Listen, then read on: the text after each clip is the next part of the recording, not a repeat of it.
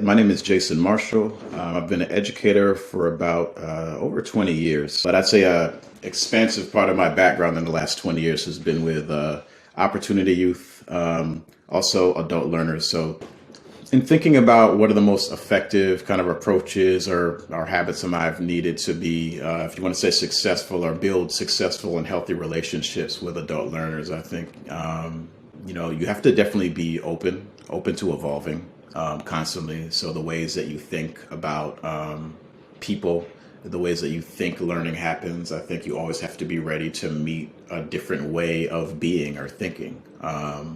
Because sooner or later you will be exposed to that. I'm of the mind that teaching should be teaching, and what it is, teaching and learning shouldn't be so professionalized, because it's not a profession. It's what humans are here to do.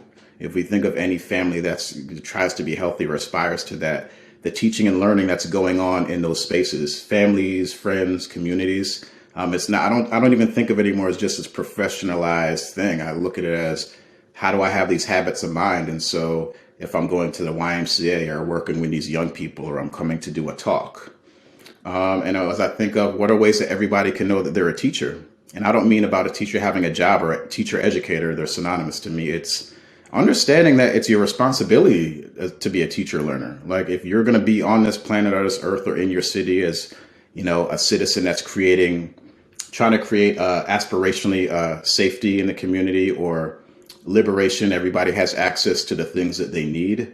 I think I feel like where we need to be in terms of, honestly, beyond the classroom, just in terms of the world, is being more intentionally understanding that we're teaching and learning even when we don't think we're doing it.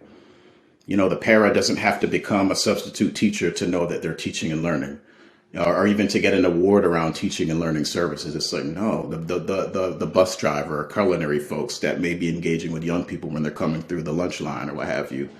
Folks in out of school time that don't always get those titles around teacher or this or that. It's, how do we affirm it for everyone? And so that we're all really, if we all recognize that, I imagine like the sensitivity we would have when we move with each other, because we understand inherently our responsibility if we aspire to certain goals. So UDL, the example is to make the learning space accessible. I think if that's the goal, I look at, well, what is it going to take for me to do that?